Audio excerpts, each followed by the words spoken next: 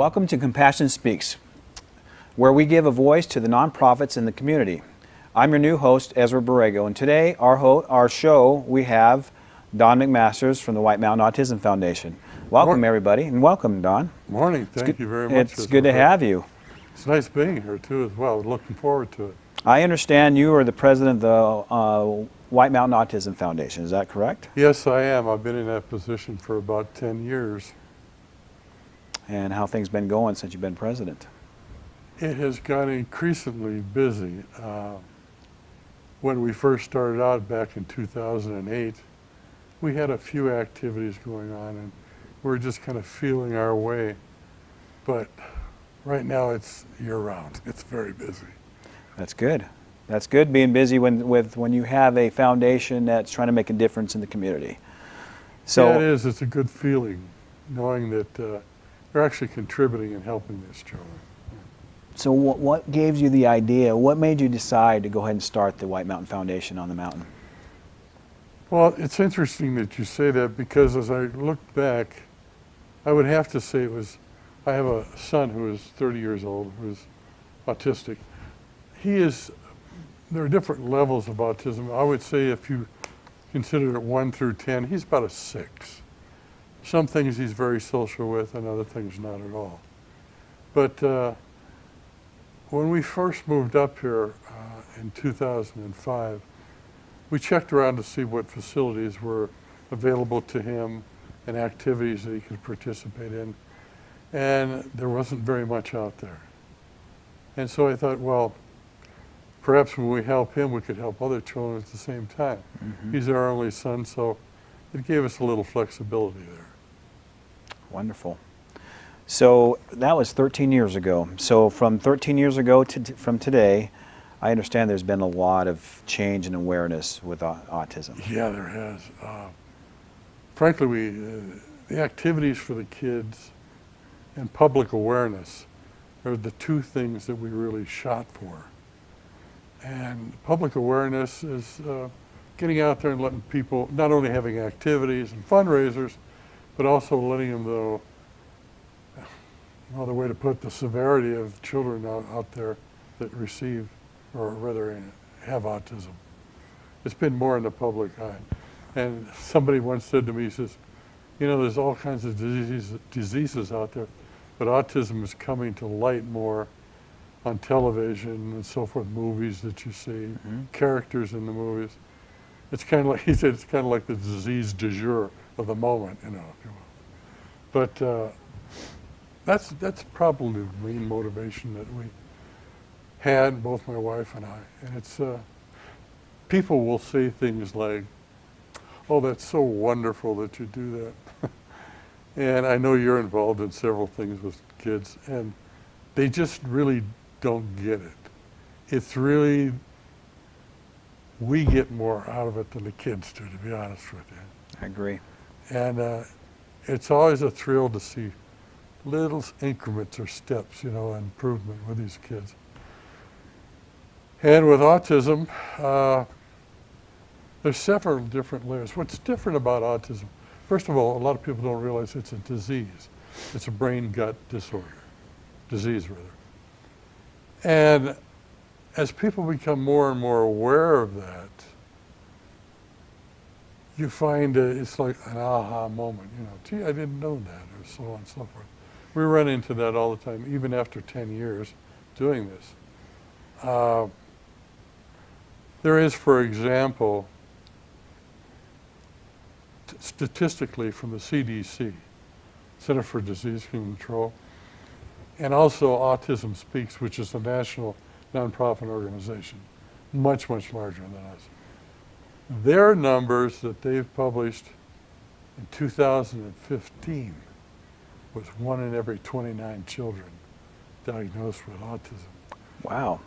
In 2014 to 2015, it increased by 15%, thereby arriving at the figure of 1 in every 59.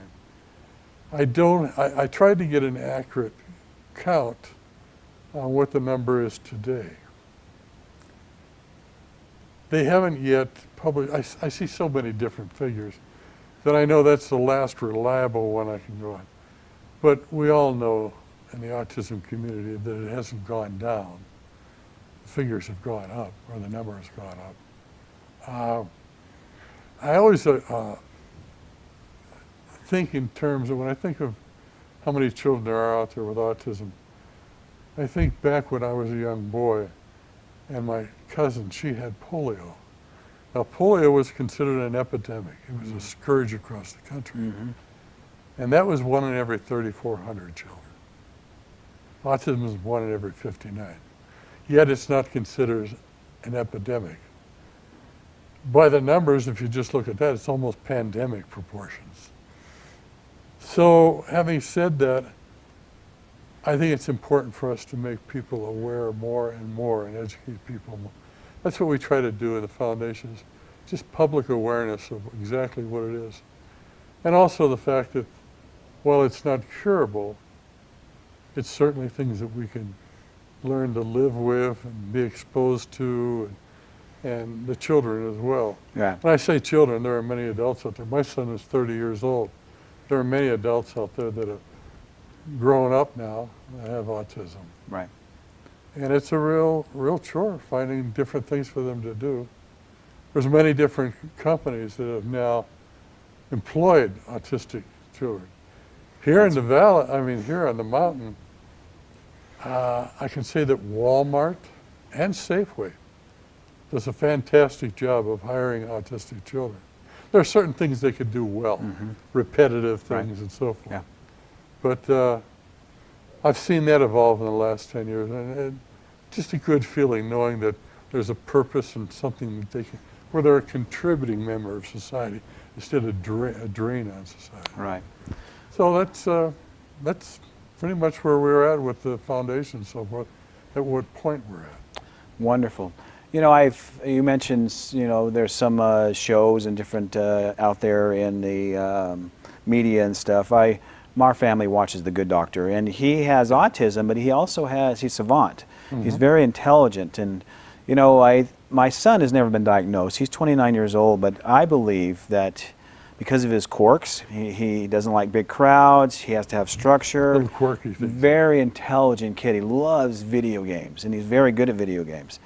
He's in the Air Force, and he works on the A-10 Warthog, so he's able to function really well when it comes to technical stuff and focusing on things.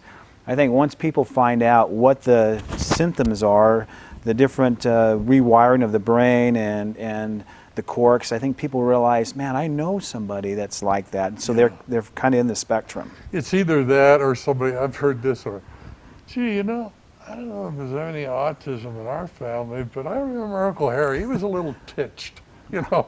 And there's situations like that, and then there's stuff that's very obvious as well, too. Yeah. I think as we plow forward in the autism world, more and more people will be able to recognize exactly what that is. I think all of us in our families, we have a little bit of different things and OCDs and different quirks, and I think all of us, some of us had a little bit of that spectrum within us. We're all different in many ways. None of us are, I don't know what normal is, Don. I don't know what families are normal. I think it's better to have, it would be boring to have normacy in a family, I think. I love variety in family and these different things. So let's get to the purpose and the focus that we have on the foundation up here. So what is your purpose and the focus you're really on with what the Autism Foundation is doing? Our first charge has always been public awareness and educating people about autism. We're fortunate to have a few educators on the board, and they have helped or sort of outline things that we can do that have been helpful over the years. And the other thing are activities where we involve not only the autism community, but the community in general. And typically this takes the form of a fundraiser, but things that are fun, not just, hey, because we're the Autism Foundation, you should give us money. It doesn't work that way. Right. You have to give, you have to educate people, or you have to at least have a good time. Right. We do a lot of activities, and quite honestly, the thing that I'm pretty proud of is the fact that a lot of these children, for good or bad reasons, never get out to see or have activities on it. We've done a variety of things. I mean, some really crazy things. For example, when we first started out, we kept racking our brain as far as what can we come up with that hasn't been done, or this or that, whether it be a long distance run or something. Not that that isn't a good idea, but we came up with the White Mountain Wild West Rendezvous. And if you remember, this took place back 2 years in a row, back to 2008 and 2009 when we were first getting started. And we had quite a few activities around that. We robbed the Wells Fargo Bank. And perhaps I should probably explain that a little more. Basically, we partnered up with Wells Fargo. They brought in their stagecoach, and we had 2 local guys acted as robbers. Cool. And so forth. And the sheriff's posse got involved. Gosh, they were there with about 25 horses. And they arrested them and took them down to the little county jail that's down there on White Mountain Boulevard. Yeah, I know where that's at. And I think there's one here in Show. There is, looks just like it. Yeah. Must have been the same carpenter. But then after that, we took them down to the jail, took pictures there, and the newspaper, to their benefit, they were right along with us all the way. We had a huge spread in the paper. But it was something fun that we could get the community involved with. We not only had the bank robbery, but we had a breakfast that morning. That afternoon, we had the International Bean Eating Contest out at the Chuck Wagon, along with a pig roast. And I don't have to give you details on that. You can imagine the fun they had with that. And during that same period, that weekend, we had a arts and crafts show out at Charlie Clark's, and music with an auction and so forth. Wow, that's it was quite a weekend, and I will tell you, I did that 2 years in a row, and I just couldn't do it anymore. You can only do so many things in one weekend, and while it was a lot of fun, we had a music variety show as well, a couple hours. Along with a hanging, we hung the mayor that year. Had a lot of fun. Wow, that's pretty neat.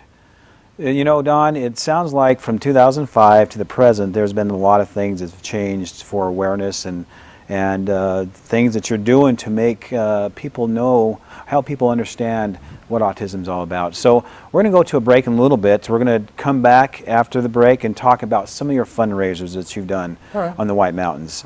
So as we continue on with autism, talking with Don McMasters here today, we will go to a break right now, but we'll be back in just shortly and talk about some of those fundraisers.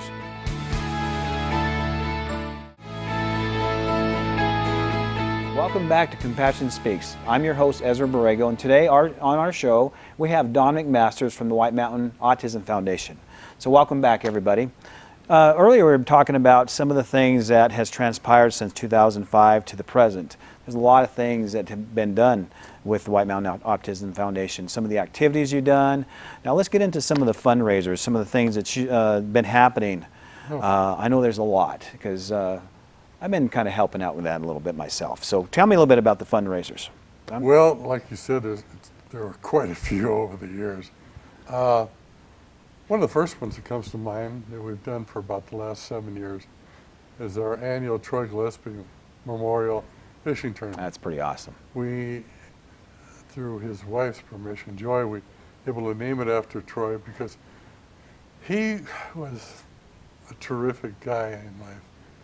But the thing that always got to me was every time we would have an event, he would always come up to me and say, here's a little something to help the kids, you know. And then I worked with him on the mutton busting that he used to do at the rodeo. It was fun with the kids. And he wasn't very easily accepting to a thank you. He used to say to me, I thought it was a great line, he used to say, when I would say thanks, he would say, don't tell anybody I said that because, it might ruin my reputation. He had such a fantastic sense of Oh, humor. he does. We were very honored to name that fishing derby after him. That particular event most recently had 165 children and adults that participated in that from all over the mountain. I mean, there was the Reeves Foundation out in Springerville, it was that far, to the Meadows Catalina here in town. So there's quite a few people that participated, quite a few children that participated in it. We have had probably for the last 6 years our annual spaghetti dinner. And Steve Shumley has been nice enough to let us use the Hampton Inn. And I have to say the Red Devil's been very generous, and they sponsor the food. They have. So and then we have an auction with that too. And it's getting larger and larger and larger. We're having a hard time fitting 200 people in the hotel. Might have to go to a different facility eventually. Yeah, that's a possibility. Yeah. We do a Christmas luncheon too for the kids. We invite all of the surrounding places that have assisted care. As I said before, Reeves Foundation, Meadows Catalina, TLC, and so forth. And we cater it from the Los Corrales restaurant. And I wanted to spread it around to different restaurants and so forth. The kids won't have it. They absolutely love that Mexican food. Yeah. And I have to say it is very good too. Yeah. And Empilio's always been very generous with us.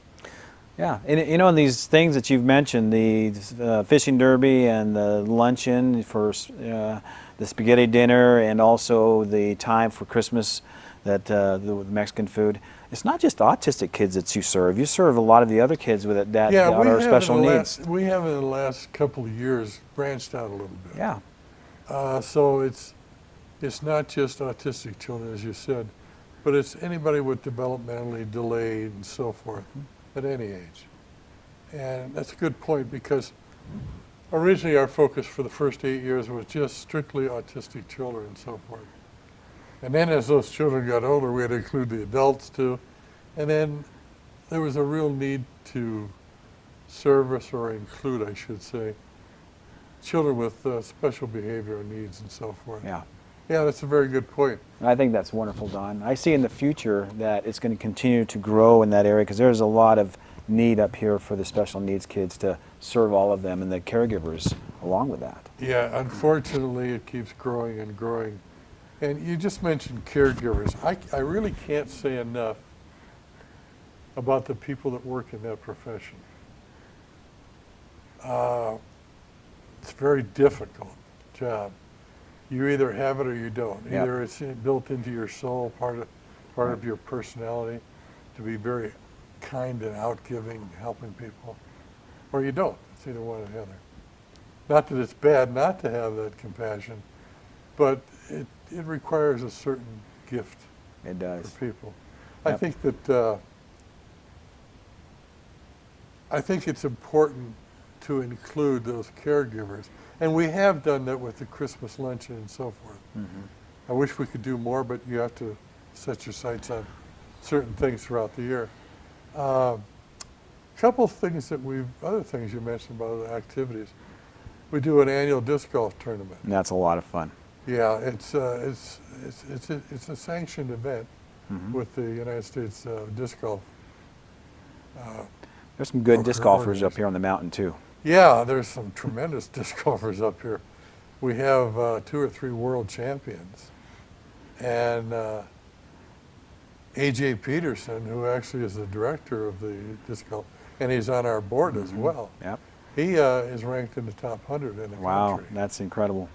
Yeah, I've seen him play. I think that's a tremendous sport, because it involves people of all ages as well. You get some of the kids that have autism and special needs come out to that Yes, it's function. unique what AJ has done with that over the last couple of years. He has a foursome, just as you do in regular golf, but what he's done is he's included an autistic child or individual with that foursome, so that they can experience what it's like to be with an autistic child. Yeah, You know? that's pretty neat. And That's each powerful. one is different. You know? Yeah, yeah. And they have a lot of fun. I've gone to those events there, helping Yeah. out. I'm on the board, and I be able to see what happens with all these different events. It's just incredible what when a kid can come out and participate with a fundraiser. Just they get so excited, and you have trophies for these kids too, don't you? Yeah, we do. There's 8 different categories that we have trophies for. And well, actually, every one of those children that are out there that day receives a trophy of sorts. Yeah, that's pretty And neat. hats, that type of thing. I can't say enough about local businesses that sponsor this over the years. There's a lot of support. I mean, I could sit here for 10 minutes talking about the different companies, but I probably would forget one and the other guy wouldn't know it. But the disc golf tournament has become quite unique because of the support that we get from people like Dynamic Disc and so forth. And it's growing bigger and bigger and bigger. About 3 years ago, we included something with an insurance policy, and if for both the pros and the amateurs, if they would hit a hole in one, there's a $10,000 surprise, $10,000 prize, of which half would go to the foundation and half would go to the individual. Unfortunately, nobody's won it yet. It's not. There were some pretty close. Yes, I've there seen was. Somebody missed by that much last year. And of course, it took us about 15 minutes to revive him when he missed it. But yeah, it's an exciting time for both the kids and the players themselves. Yeah, it is. We have a luncheon with that, and so it's a whole weekend event. It is a lot of fun. It's a 2-day event. So I'm wearing a blue shirt, and it has Pickleballers for Autism. Another one of the fundraisers and the groups of the people of the White Mountains and summer people. Yeah. And this is Autism Blue. And what month is autism recognized? Autism is recognized in the month of April. That's where we always do our spaghetti dinner. But the pickleballers, I was totally ignorant of the sport until you told me about it. And I know you're quite involved with it too, but through your efforts and a couple other members of the board, the last 2 years we've had 3 pickleball events and fundraisers. And I can't say enough about that crowd of people that participate with it. They have just done wonderful things for us and for the community too. Yeah. And it's a sport where even if you have a little gray hair, you can participate. You know? Well, there's more people with gray hair that are participating in this sport because it's easy and it's fun, and there's a lot of competition in it, and also there's a lot of strategy, which is pretty neat. Yeah. This group of people, a lot of them are retired, and they love to give back, and they're so giving. They're a lot of fun to be around. So we've had 2 tournaments up there in Lakeside, and one big one that City of Shoalo sponsored, the main sponsor. Yes, that was quite a surprise when they came out and wanted to sponsor it. And Pretty they neat. just built, what was it, 4 courts outdoors, and brand they're new courts? beautiful courts for the they public. are, and it was quite an investment on the city. But you know, about the sport of pickleball, I've become more educated as we've gone along with it. But one of the interesting things I find, not that I thought you were fibbing me, but whenever you told me that most of the RV courts around the country have pickleballers and so on, I thought, well, and then you mentioned about it being the fastest growing sport in America. I thought, well, perhaps that's just because you like it, you know, you're embellishing a little bit. kind of exaggerating. But I took the time to call, I think it was 4 different resorts. So you want to check this out, didn't you? Yeah, I did. RV resorts around the country. I think one was in Colorado, one was California. Of course, they do everything in California. And another one in the Midwest and one in Florida. And the general consensus I got from talking to the managers or owners was that, I think it was best put by a gentleman I talked to in Florida. He said, well, if you don't have a pickleball court on premise, he said, you won't get a lot of reservations. And it's become that important. Yeah. You know, They call up and see if it's there. If it's not there, they go to another place. Yeah, he was very emphatic about it, as were the others, but he was really emphatic about it. Yeah. In Florida resort area, you know, that's pretty important to their business. It is. Well, I see pickleball being one of our bigger fundraisers that continues to grow because they're so compassionate with life and giving back, and it's a lot of fun. And the TV station went ahead and aired it on online, and they had 5 cameras. It was incredible. It was almost like a national tournament. Yeah, Channel 4 did an amazing job on that. You know, I would have been grateful if it was just one little camera with a couple of photographs, but they really got on board. Yeah, they were wonderful. And it was kind of a marriage there, the city of Show Low and Channel 4 and the foundation. And I'm looking very much forward to repeating it next year.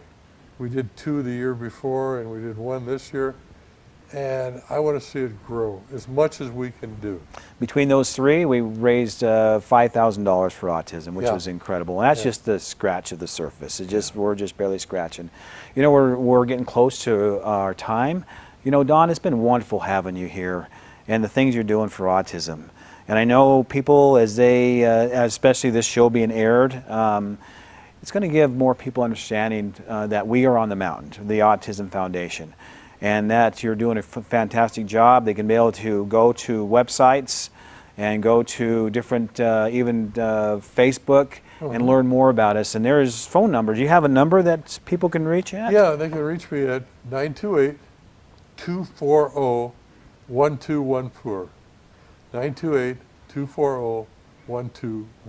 Wonderful. Yeah. Don, you've done a fantastic job on this mountain from 2005 to the present. It's just going to get bigger and better. Remember, I get more out of it than the kids do. You do, and that's true. Yeah. It's incredible to be able to go and participate in those fundraisers, and to be able to, it just does your heart well when you see the smiles on the kids and know it's making a difference for autism. Absolutely. I'm Ezra Borrego, your host. I want to thank Don McMasters for his time on Compassion Speaks. Again, thank you for watching.